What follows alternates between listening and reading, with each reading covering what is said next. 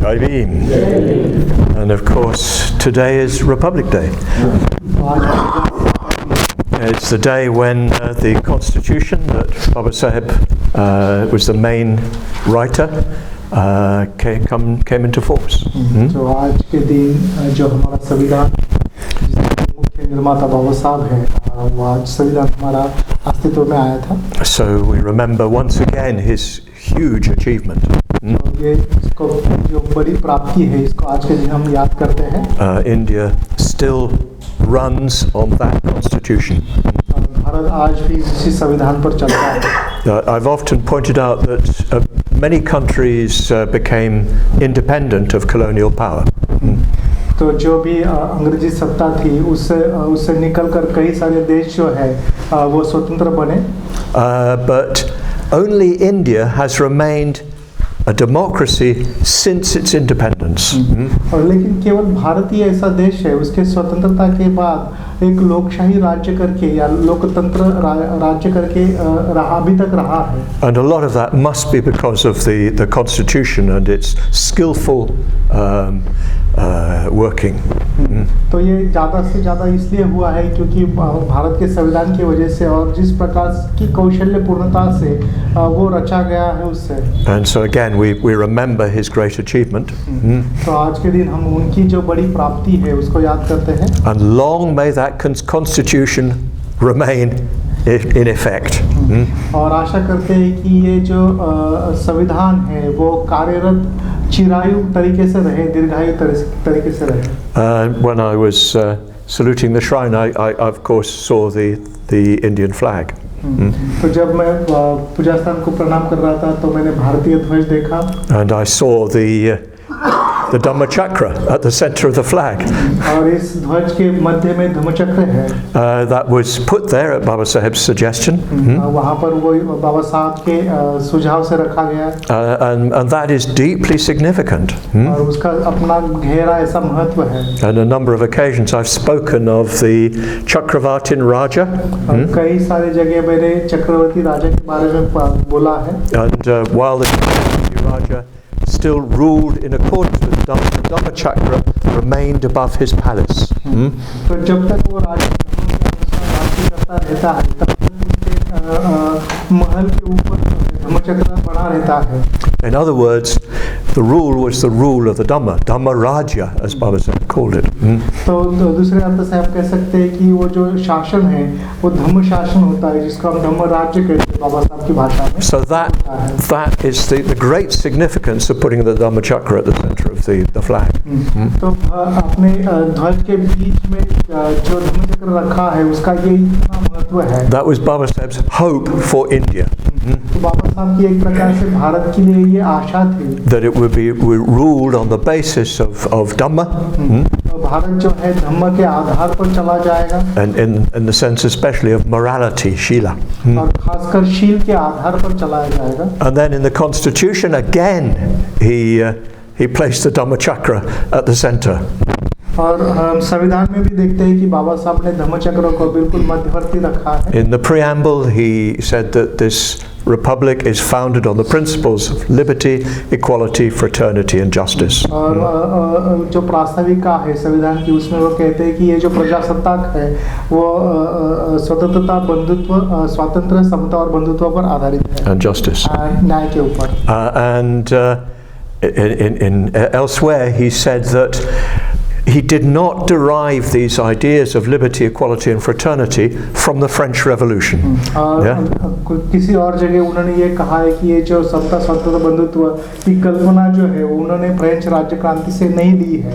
Akasha Shuri will have seen this in France. आकाश शौरी उसको France में देख सकती है. Everywhere in France you see the words liberty, equality, fraternity. तो France में सभी जगह ये लिखा गया है कि समता, स्वातंत्र्य और बंधुत्व. Liberté, égalité, fraternité. इस तरह से लिखा गया है. In my very bad French, but they're everywhere. Yeah. तो वो सभी जगह इस तरह से लिखा गया है. They're on the coins of France. और उनकी जो नानी होती है या रुपए होते हैं उसके ऊपर भी लिखा होता है. But those are political principles. लेकिन वो जो राजकीय तत्व है. But Baba Saheb says these are not the principles, these are not merely political principles. Yeah. बाबा साहब ये कहते हैं कि ये केवल राजकीय ऐसे तत्व नहीं है. Very famously, he said, "I derive them from my master, the Buddha."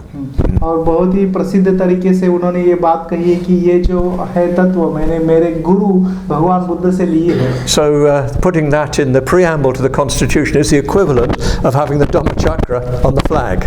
Yeah? तो इस तत्वों को अपने प्रास्ताविका में, संविधान के प्रास्ताविका में रखना, इसका मतलब धम्मचक्र जो है उस प्रकार से ध्वज पर रखने की जैसी बात है.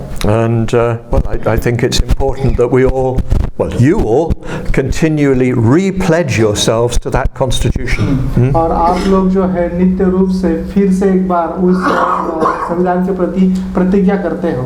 In other words, you pledge yourselves to doing your best to make sure that India remains a republic in which the principles of morality are at the heart.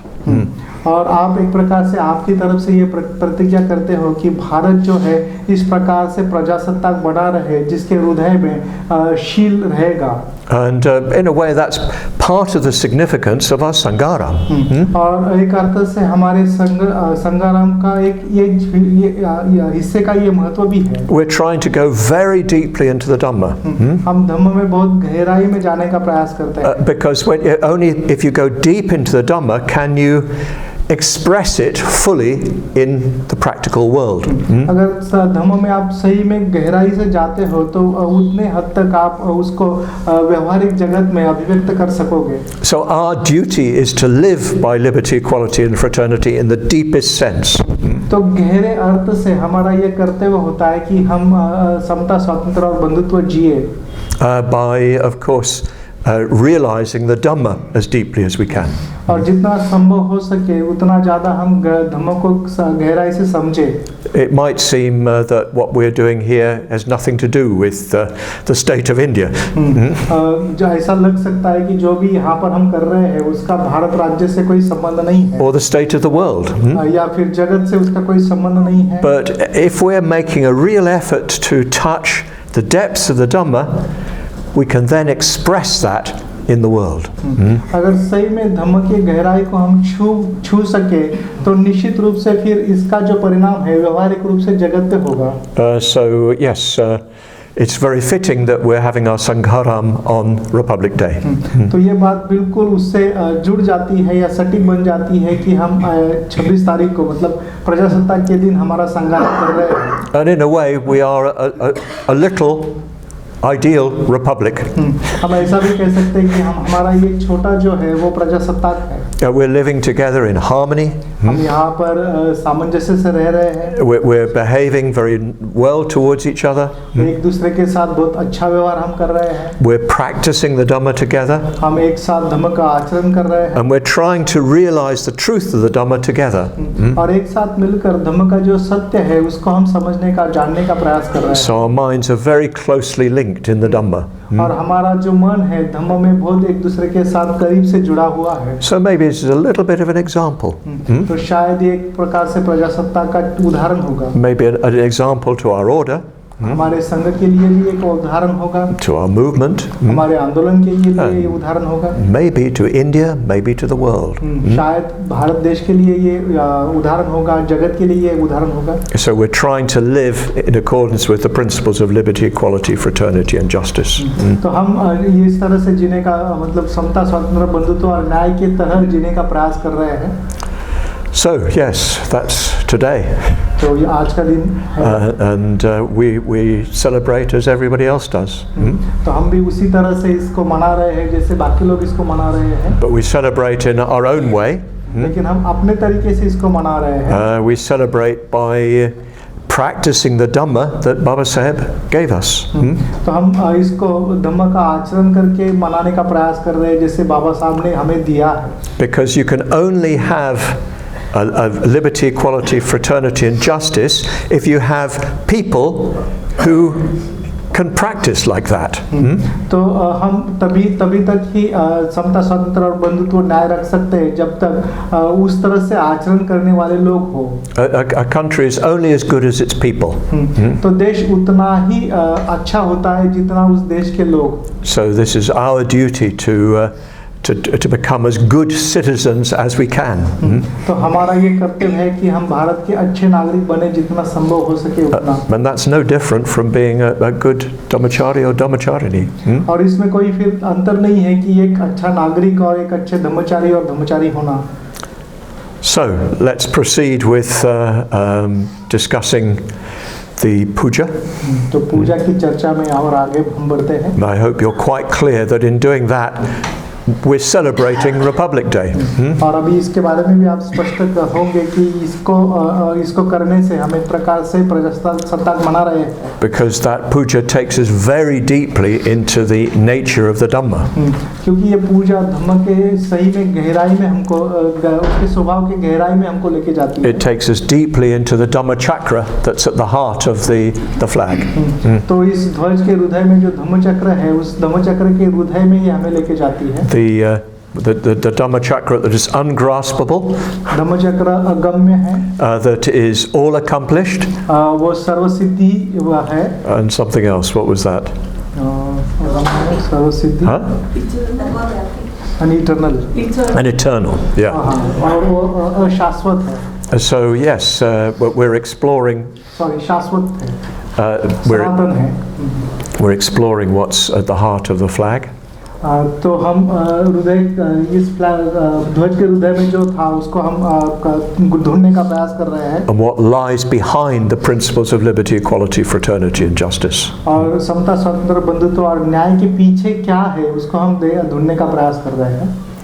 So I hope you've all done some homework. तो आशा करता हूँ कि आप सभी ने थोड़ा गृहपाठ किया होगा, स्वाध्याय किया होगा. I hope you've all looked at the puja and either you understand everything perfectly, आपने पूजा देखी होगी या तो फिर आप पूरी तरह से उसको समझ चुके होंगे, or you've got some questions for me. या फिर आपके पास कुछ सवाल होंगे. There's nothing in between those two. तो इसके बीच में कुछ नहीं होना चाहिए. If you haven't understood it perfectly, you must have some questions. अगर इसको आपने परिपूर्ण रूप से समझा नहीं है तो आपको सवाल होने ही चाहिए. So if you don't have a question, I shall assume you understand it perfectly and I'll ask you for an explanation. तो अगर आपके पास सवाल नहीं है तो मैं ये समझूंगा कि आपको ये भली भांति समझा है और फिर ऐसी स्थिति में मैं आपको स्पष्टीकरण के लिए कुछ सवाल पूछूंगा. So let's see, anything that anybody wants to ask me. तो किसी को पूछना है? Shakyavadri doesn't completely understand. शाक्यवदरी से शुरुआत करते हैं. दुख की अंतर्दृष्टि क्या है? दुख की अंतर्दृष्टि. So what is mean by insight into dukkha?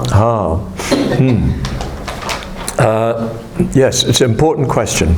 बहुत ही महत्वपूर्ण है सवाल. An insight into dukkha doesn't mean necessarily having a lot of dukkha. तो ये जरूरी नहीं कि दुख की अंतर्दृष्टि का अर्थ ये होता है कि हमें बहुत सारा दुख ही प्राप्त हो मिले. Sometimes people seem to think that. Yeah. कभी ऐसा लगता है कि लोग इस तरह से सोचते हैं. I know that Bante told me about one Burmese meditation master.